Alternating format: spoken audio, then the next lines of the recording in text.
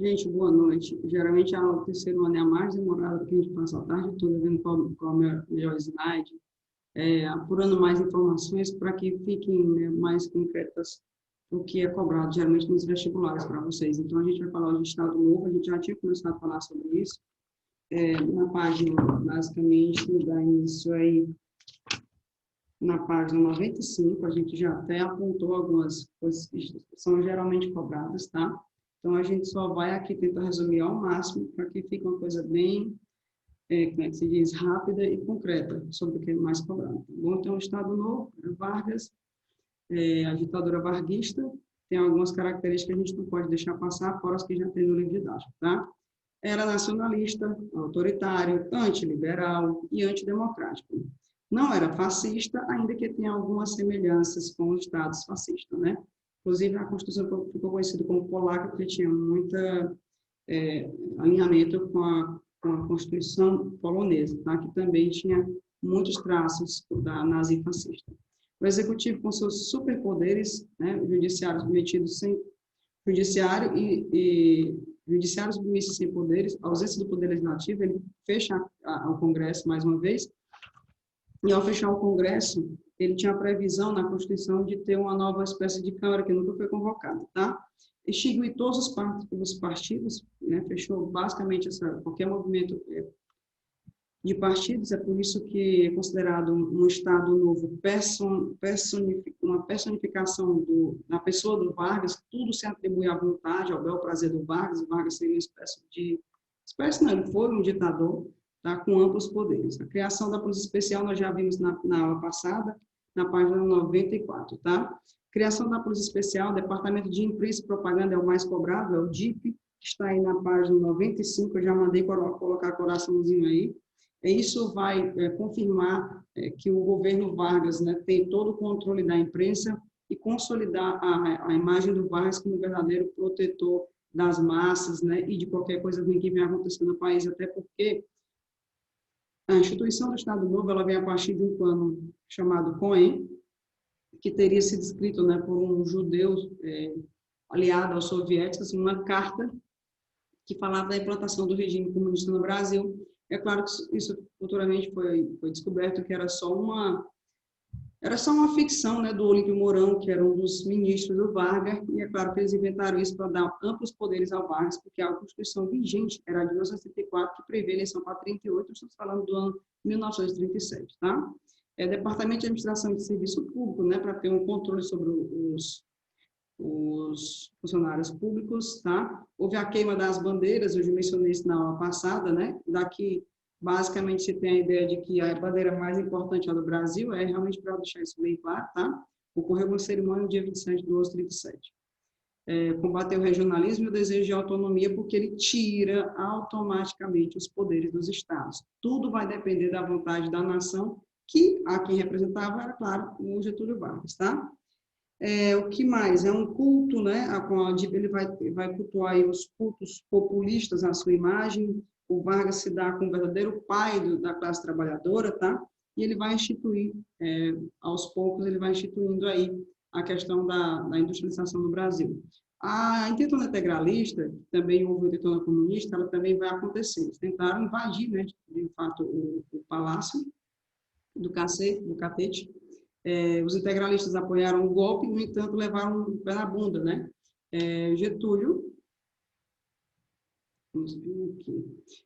acenava a Plínio Salgado que os integralistas participariam do poder na nova ordem, que iria o Ministério da Educação. Depois do golpe, Getúlio coloca as organizações políticas na ilegalidade. Descontentes, tentam um golpe no dia 11 de maio contra o Palácio da Guanabara, na Guanabara ainda, residência presidencial, e são derrotados.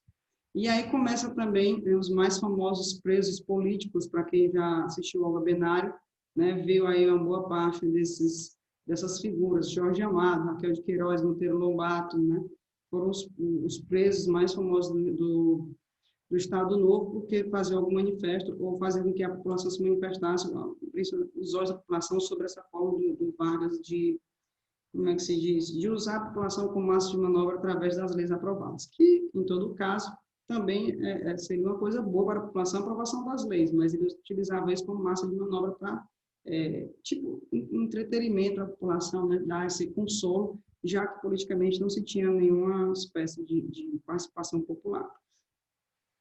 Vários nomes da literatura brasileira, o filme virou o ícone, né, dessa luta, é o filme Olga Benário. A Constituição é a 4ª Constituição brasileira, outorgada, cuidado com esses nomes, promulgada e outorgada, eu sempre falo isso nas aulas, pelo presidente Getúlio Vargas em 10 de novembro, no mesmo dia que, por meio de um golpe de Estado, né, Francisco Campos foi o autor da Constituição, traz algumas características aí. Autoritária, centralizada, Estado nacional, cria espaço para a burocracia, intervencionismo na economia, a grande marca, corporativismo para a área sindical. O Vargas, mais uma vez, ele consolida essa questão de trazer esse corporativismo, né, da massa operária. O que ele vai fazer? Ele cria uma forma de dirimir esses conflitos entre os empregadores e trabalhadores. E é claro que o direito de greve não existia, tá bom? Que mais? A industrialização, ele busca fazer com que se diminua a dependência do Brasil em relação às empresas estrangeiras, né? E que mais? Vamos lá. Como a gente já mencionou já no início aqui da aula, não permite a existência de partidos políticos, isso é muito importante que vocês tenham uma noção dessa forma de governar do Vargas, estabeleceu a pena de morte, está previsto na Constituição. A Constituição prevê a publicação de uma Câmara corporativista com os poderes legislativos, o que, no entanto, jamais aconteceu. A própria vigência da Constituição, segundo o seu artigo 187, dependeria da realização de um plebiscito que a referendasse, o que também jamais foi visto. Ou seja, não tinha previsão para acabar o Estado Novo. Intervenção do Estado Novo na economia. O Estado racional incentivou as atividades já existentes, levou adiante uma política de substituição das importações, como eu já mencionei, para parar essa dependência de depender das empresas internacionais, intensificado com a Segunda Guerra Mundial. A partir de 1940, passou a dar maior atenção para a indústria de base. E a gente pediu para vocês destacarem, na página 95, o último parágrafo, acho que pedi para alguém ler, destaque aí para a Companhia Siderúrgica Nacional e a Companhia da Elétrica de São Francisco, né? A Companhia Vale do Rio Doce também é bastante cobrada, tá? Siderúrgica de Volta Redonda. Exemplo de criações, o Instituto do Álcool, do Açúcar, Departamento Nacional de Pesquisa, Instituto Nacional do Café. Isso tudo era a forma do Vargas intervir na economia e controlar para que não houvesse perdas, né? Para que não acontecesse o que aconteceu com o café, tá? De investir muito numa área, sendo que o retorno não estaria tão presente. Então, não seria uma coisa tão certa, né? Ou então, desperdiçaria recurso público. Na página 97, teve um aluno que perguntou sobre isso na aula passada, eu até mencionei que isso ficou mais presente no governo de Dutra. É a política da boa vizinhança. Eu quero que vocês marquem na página 27, o último parágrafo, façam uma leitura que a gente vai falar um pouco sobre ela aqui também, tá? São mais exemplos aí, Conselho Nacional do Petróleo, muita atenção. Aí, futuramente, o Monteiro Lobato vai escrever um entusiasta do petróleo, pressionou Vargas com o intuito de alertar sobre os interesses dos estrangeiros com relação ao nosso petróleo. Intervenção do Estado no Conselho Nacional da Água, da Elétrica, Usina Siderúrgica de Volta Redonda, Companhia Vale do Rio Doce, Fábrica Nacional de Motores, Centrais Hidrelétricas de São Francisco, como foi mencionado já. A área do rádio vai ser um grande entretenimento da população, é autorizado, é permitida a criação dessas novelas pelo rádio, sabendo que tudo deveria passar por uma espécie de investigação, né, que a DIP servia para isso, para controlar o que seria divulgado em seus rádios. Não se podia usar uma rádio para mostrar o que está errado no governo, só para vocês terem noção. Você não poderia questionar nada do governo, né? Então, essas são as principais medidas dos ditadores, né? Que é não permitir que a imprensa exponha os seus erros, ou, por exemplo, qual foi o fim de 89 mil depositados na conta, por exemplo, da esposa do presidente da República, né? O rádio ganhou uma grande importância no Brasil a partir dos anos 1930, havia concursos de calouros, programas de auditórios, novela, eleição, rainhas do rádio. Em 1938, inaugurou-se o programa oficial Hora do Brasil, controlado pela DIP. No entanto, na página 96 fica claro que, por vezes, esse programa começou a ser chamado de Fala Sozinho, porque se falava muito só das benesses do governo, e algumas pessoas já estavam chateadas pela falta de participação política, tá? E aí a política da boa vizinhança, como eu destacar aqui na página 97, vem o Zé Carioca, né? A Walt Disney vai fazer alguns filmes mencionando alguns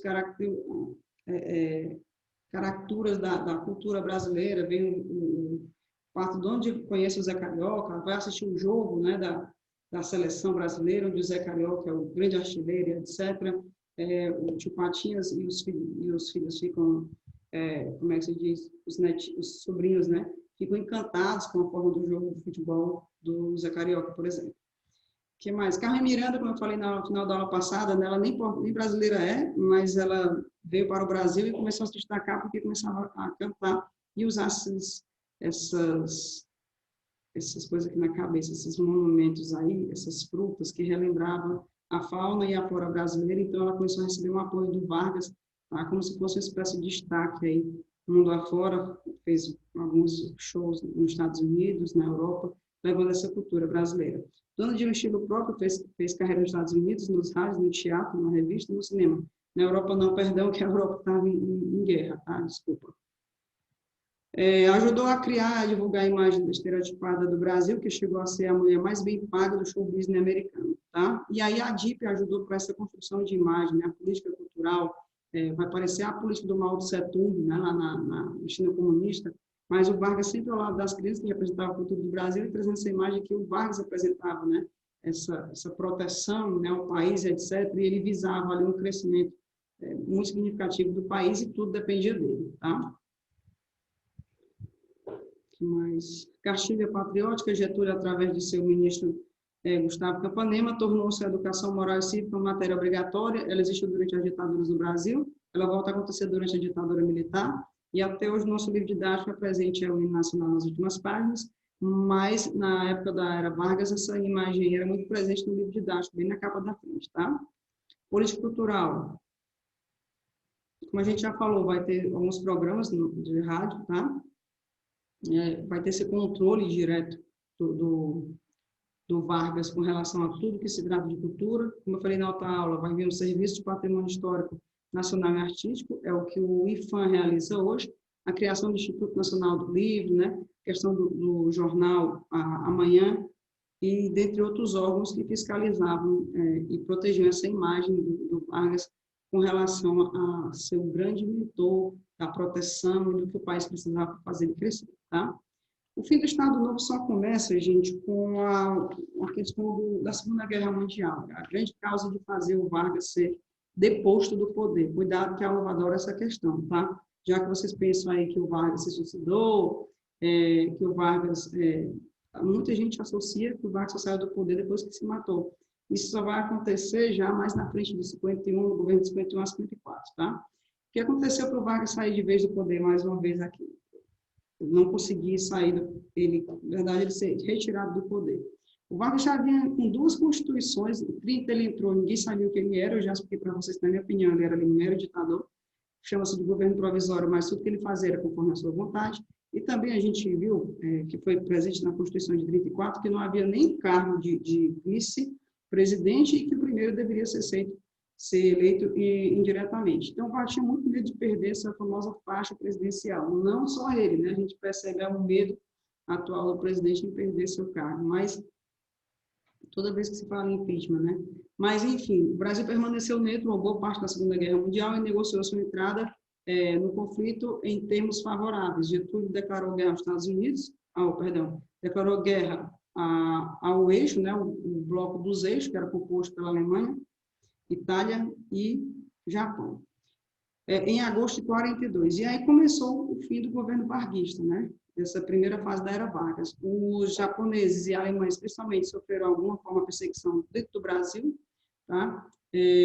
Aqui nós temos os pracinhas. Isso foi muito interessante, porque quando o Vargas anuncia que o Brasil vai entrar na Segunda Guerra Mundial, a população brasileira que não percebia que o Brasil não tinha participações militares fortes, ou então de grandes portes, começaram a dizer que era mais fácil uma cobra fumar do que o Brasil para a guerra. E aí acabou virando o símbolo, né, da FEB, né, que foi criada a força do Exército brasileiro. Os japoneses ocuparam áreas produtoras de borracha e o Brasil aparece como alternativa, recrutados pelo SENTA, Serviço Especial de Organização dos Trabalhadores para a Amazônia, uma maioria de cearenses parte para a região produtora de borracha.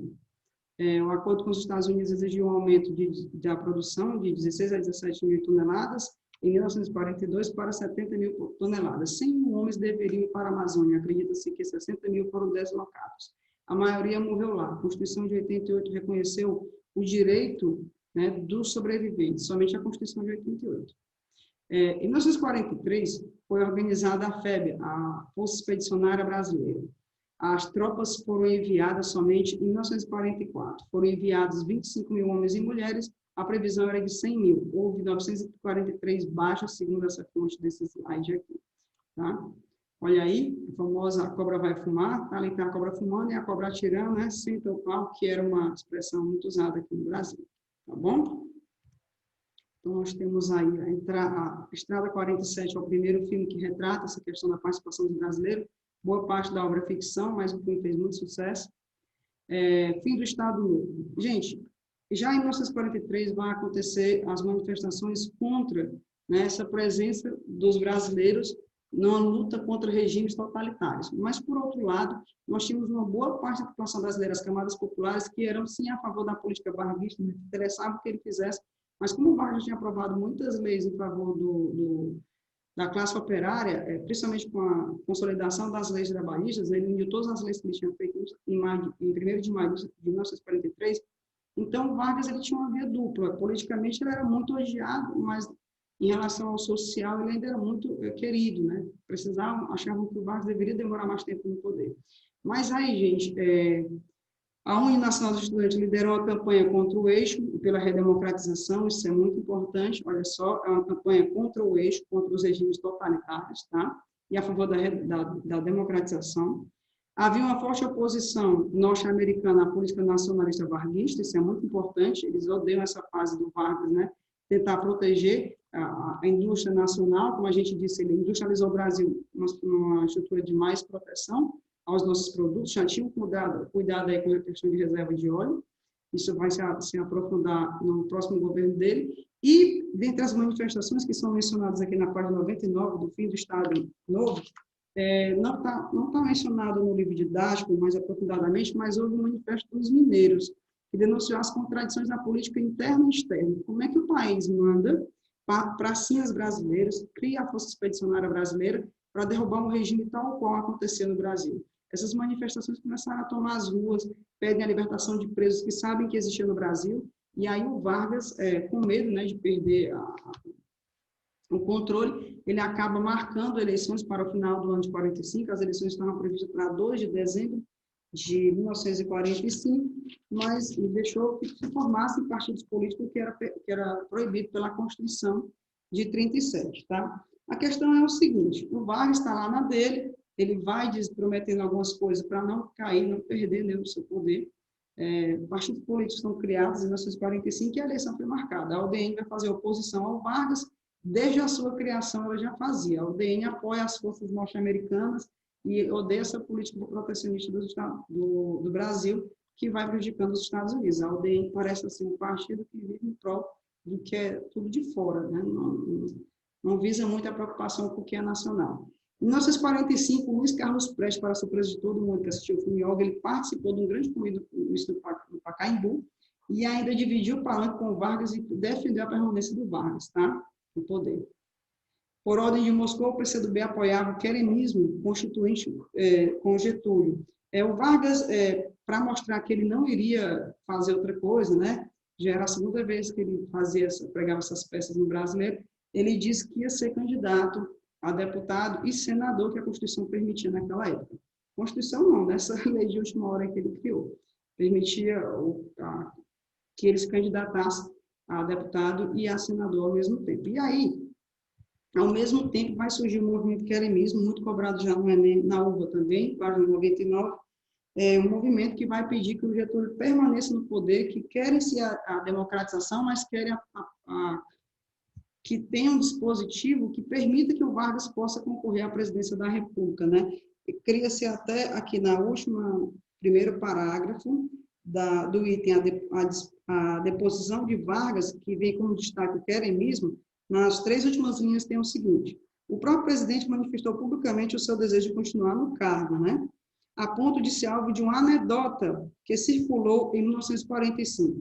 Meu candidato é o Eurico Gaspar Dutra, inclusive é também candidatos norte-americanos que simpatizaram ele desde a Segunda Guerra Mundial. Ele foi um dos generais que estava à frente e gostou e fazia muitas vontades dos Estados Unidos, né? Estava sempre alinhado a essa política norte-americana e, inclusive, vai aliar o Brasil à Guerra Fria, para quem não sabe, só para antecipar o que a gente vai vir por aí. Meu candidato é o Eurico, mas se houver oportunidade, eu mudo a letra e eu fico, né? Essa anedota aí que deixava clara a vontade do Vargas em permanecer. Mas, enfim, o Vargas cometeu aí, como é que se diz, mais uma das suas tentativas que ninguém sabia se realmente qual era a pretensão do Vargas ao colocar o próprio irmão como chefe, né, da guarda do Distrito Federal, chefe da Polícia do Distrito Federal, o Benjamin Vargas. E aí, nessa história de colocar alguém da sua família, seu próprio irmão, como chefe da Guarda Nacional, ele colocou o irmão dele no dia 28 de outubro de 45. E aí, de um dia para a noite, todo o exército, né, todas as forças militares do país começaram a contestar, porque surgiu o boato de que o irmão dele teria ordens para prender todos os generais que fossem contra a política varguista. Então, como ele nomeou de última hora, né, desagradou a muitos generais, o Vargas acabou sendo deposto. Ele foi obrigado a se retirar do poder, né, e para que garantisse que ele não faria alguma coisa contra as eleições, já que ele teria um irmão como chefe, né, da Guarda do Distrito Federal, que tinha amplos poderes. Então, os generais de oposição resolveram invadir o Palácio da Guanabara e pedir que Vargas assinasse sua deposição. Tá? É dessa forma que o Vargas termina a sua primeira fase. Isso vai fazer com que se garanta a existência das eleições em dezembro, né? Vão colocar uma pessoa ali interinamente, as eleições vão ocorrer e a gente continua esse conteúdo na próxima aula, tá bom? Já para adiantando, já que a gente encerrou esse conteúdo e vocês já fizeram as atividades, eu quero trabalhar isso mais com as questões de Enem futuramente, eu vou pedir que a única coisa que vocês façam dessa vez é enviar como atividade um resumo sobre Guerra Fria. A gente nem viu o conteúdo, pode ser um resumo bem pequeno, você pode tirar aí de qualquer fonte, contanto que a gente tenha embasamento, né? Por favor, não tire, pelo menos do Wikipedia, não tire, e que você faça aí um resumozinho sobre o conteúdo que está por vir, porque aí eu já vou abrindo a mente de vocês sobre o que está para chegar. Então, essa é a única atividade. Realize um resumo ou até mesmo um mapa mental sobre o nosso conteúdo que está vindo, que é Guerra Fria. Ok? Termino o slide aí com a famosa frase do Vargas: me aguardem que eu volto nos braços do povo. E, de fato, gente, o Vargas voltou nos braços do povo, inclusive com direito a samba enredo de carnaval de 1951. A deposição de Vargas ocorreu no dia 29 de outubro, as eleições presidenciais de dezembro de 1955 tiveram como vencedor general Eurico Gaspar Dutra, candidato do PSD, que era um dos apoiados por Getúlio Vargas. Ok? Até a próxima aula, não esqueçam da atividade, é exclusivamente um resumo sobre o nosso próximo conteúdo. Pode ser de uma página só. Eu só quero que você traga aí um resumo aos principais acontecimentos da Guerra Fria, porque aí, quando eu for dar esse conteúdo, vocês já vão ter visto alguma coisa, tá bom? Beijos e até a próxima.